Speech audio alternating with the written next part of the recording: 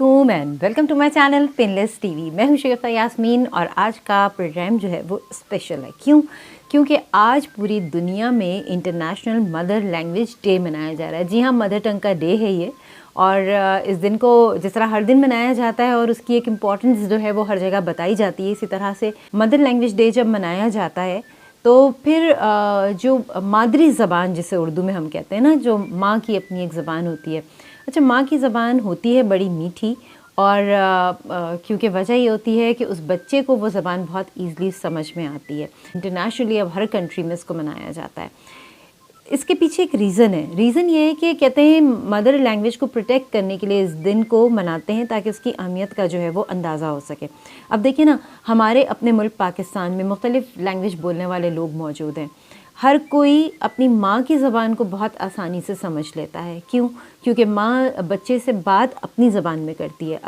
अगर वो उर्दू स्पीकिंग है तो उर्दू में बात कर रही होती है, अगर पंजाबी है तो पंजाबी में बात कर रही होती है, पश्तो है तो पश्तो में बात कर रही होती है, और बहुत सी ज़बानें हैं।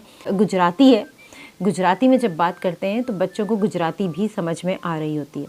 कहते हैं कि बच्चा जब दुनिया में आया भी नहीं होता तब से वो अपनी माँ की बात को समझना शुरू कर देता है और वो हर चीज़ जो माँ के साथ एसोसिएट होती है उसे अपने अंदर एब्जॉर्ब करता रहता है। और जब वो दुनिया में आता है तो एक पर्सनालिटी लेकर आ रहा होता है। फिर उसके बाद दुनिया जो है वो उसको अलग तरीके से ट्रीट करती है और फिर उसके बाद वो बहुत कुछ सीखता है। अच्छा, जो मदर टंग होती है वो तो होती ही मीठी है। और आज की मेरी जो थीम है वो यही है, माँ की ज़बान मीठी ज़बान। जी हाँ, माँ की ज़बान मीठी ज़बान इसलिए कहते हैं क्योंकि माँ के गुस्से में भी एक प्यार होता है। और बच्चे की जब भी तरबियत की बात आती है तो उसमें आप देखिएगा हमेशा कहते हैं माँ का किरदार बहुत अहम है। बाप पे इतना फोकस नहीं किया जाता, जबकि मैं ये समझती हूँ कि बाप का किरदार भी बहुत ज़्यादा अहमियत का हामिल है। क्योंकि अगर कहते हैं ना कि सिर्फ एक साइड से उसको चीज़ें मिलती रहें और दूसरे साइड से बच्चे को ना मिले, यानी फादर की तरफ से वो तमाम चीज़ें ना मिलें, तो बच्चे में एक महरूमियत नज़र आना शुरू हो जाती है। तो इसी वजह से कहा जाता है माँ और बाप दोनों का एक कॉन्ट्रीब्यूशन होता है बच्चे की पर्सनैलिटी में। लेकिन जहाँ तक बोलने का ताल्लुक़ है, अब आपके जहन में ये बात आएगी कि भाई इंग्लिश जो है अब तो वो बहुत ज़रूरी है। बिल्कुल ज़रूरी है, मैं इस बात से इनकार नहीं करती कि अंग्रेज़ी बोलना ज़रूरी नहीं है, बिल्कुल ज़रूरी है। लेकिन वो इसके उर्दू के बाद या पंजाबी के बाद या सिंधी के बाद जो भी आपकी, या गुजराती के बाद जो आपकी सेकंड लैंग्वेज आएगी ना, वो फिर इंग्लिश होगी। फ़र्स्ट लैंग्वेज जो होती है वो मदर टंग होती है, यानी माँ जिस ज़बान में बात करती है, जिस एक्सेंट में बात करती है, बच्चा वही लर्न कर रहा होता है। बिल्कुल उसी में उसका एक स्टाइल, उसकी एक झलक हमें नज़र आ रही होती है। अच्छा, मदर टंग को कहा जाता है कि महफूज रखा जाए, इसीलिए आज का दिन मनाते हैं और नॉक करते हैं और कहते हैं कि जी माँ की ज़बान को अपनी एक अहमियत हासिल है। और बहुत सारी ज़बानें ऐसी हैं जो कि लोग स्ट्रगल करते हैं, वो कौमें स्ट्रगल करती हैं अपनी ज़बान को बचाने के लिए, जो उनकी मदर टंग होती है। जहाँ तक बात है दूसरी लैंग्वेजेस सीखने का, तो बच्चे में बड़ी सलाहियत होती है। बचपन से ही आप उसको मदर टंग के साथ साथ दूसरी लैंग्वेजेस की तरफ ले जाएं तो आप देखें कि वो भी साथ साथ सीख सकता है। कुछ लोग कहते हैं कि जी हम अपनी ज़बान में बात नहीं करते क्योंकि वजह यह है कि इंग्लिश बोलना बहुत ज़्यादा ज़रूरी, तो हम इंग्लिश में ही बच्चे से बात करते हैं और हमारा बच्चा सिर्फ इंग्लिश समझता है। तो अच्छी बात है, इंग्लिश समझता है क्योंकि इंटरनेशनल लैंग्वेज है, कहीं भी जाएगा दुनिया में तो उसको अंग्रेज़ी जो है वो काम आएगी, बोलेगा, बात कर सकता है। लेकिन मैं यहाँ पर एक चीज़ समझती हूँ, मेरा अपना एक वो पर्सनल आइडिया है कि जी जो कहते हैं ना कि अगर आपको अपनी लैंग्वेज नहीं आ रही तो इसमें इतनी कोई फ़ख्र की बात नहीं होती, क्योंकि स्कूल में, कॉलेजेस में हर जगह इंग्लिश सिखाई जा रही होती है और इतना बोलना कोई मुश्किल नहीं है। आपको डिफरेंट इंस्टीट्यूशंस मिल जाएंगे, वहाँ पर भी लोग बोल रहे होते हैं। कहने का मकसद ये नहीं है मेरा कि आप इंग्लिश ना बुलवाएं बच्चे से, बिल्कुल उसके लिए कंपलसरी है। लेकिन जो आपकी ज़बान है, जो कि मीठी ज़बान है, वो भी उसे सिखाएं।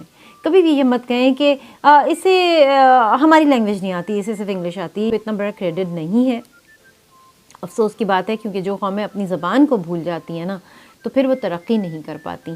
ये मैं नहीं कहती, ये जितने भी रिसर्चर्स गुजरे हैं उन सब का ये कहना है कि जी आप अपनी चीज़ों से जब तक एसोसिएट रहते हैं फिर बाकी चीज़ें सीखना बड़ी आसान हो जाती है। आज का दिन जो है वो सेलिब्रेट करने का बहुत अच्छा तरीक़ा क्या है वो भी मैं आपको बता देती हूँ। आज का दिन आप सेलिब्रेट करना चाहते हैं तो अपनी मदर को कोई अच्छा सा गिफ्ट दे दें।